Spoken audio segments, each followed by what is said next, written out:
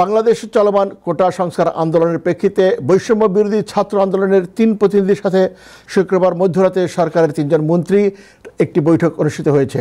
তবে সেই বৈঠক নিয়ে নেতৃত্বের মধ্যে মতবিরোধের কথা জানা যাচ্ছে। বিবিসি জানায়, শেখ হাসিনা সরকারের আইনমন্ত্রী আনিসুল হক, শিক্ষামন্ত্রী মহিবুল হাসান চৌধুরী ও তথ্য প্রতিমন্ত্রী মোহাম্মদ আলী আরাফাতের সঙ্গে রাষ্ট্রীয় অতিথি ভবন পদ্মায় দেখা করে কোটা সংক্রান্ত আলোচনা শুরুর পূর্বশর্ত হিসেবে 8 দফা দাবি উত্থাপন করেছেন 2 সমন্বয়ক শারজিস আলম, হাসনাত আবদুল্লাহ এবং সহ সমন্বয়ক তানভীর আহমেদ। আইন শৃঙ্খলা বাহিনী সহ যারা দায়ী ব্যক্তি, যারা আমাদের ভাইদের হত্যা করেছে, তাদের বিরুদ্ধে মামলা দায়ের করতে হবে, তাদেরকে গ্রেফতার ও দ্রুত সময়ে বিচার করতে হবে।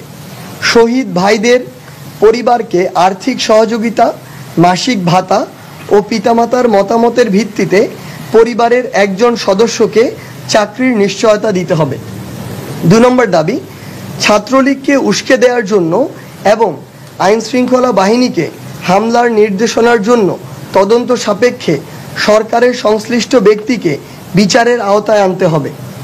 3, বিশ্ববিদ্যালয়ের আবাসিক হলগুলোতে প্রশাসনিকভাবে সিট বরাদ্দ দিতে হবে, সন্ত্রাসী কার্যক্রম বন্ধ করতে হবে এবং ছাত্র সংসদ চালু করতে হবে।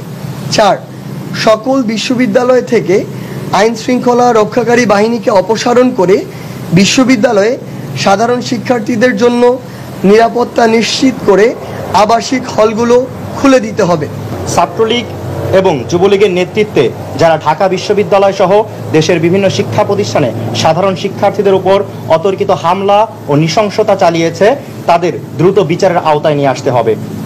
6, যে সকল বিশ্ববিদ্যালয়ের প্রশাসনের নীরব ভূমিকার কারণে শিক্ষার্থীদের উপর হামলা হয়েছে, সেই সব বিশ্ববিদ্যালয়ের ভিসি ও প্রক্টরকে পদত্যাগ করতে হবে। দায়েরকৃত সকল মামলা প্রত্যাহার করতে হবে। 8, আন্দোলনের সাথে জড়িত শিক্ষার্থীদের সকল ধরনের রাজনৈতিক, আইনি বা বিশ্ববিদ্যালয়ের প্রশাসন কর্তৃক একাডেমিক হয়রানি না করার নিশ্চয়তা দিতে হবে।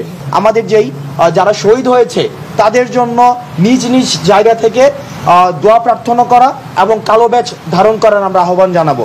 তাদের দাবিটা আমরা হাতে নিয়েছি তাদের কাছ থেকে এবং আমরা 3 জনে এতক্ষণ আলাপ আলোচনা করলাম।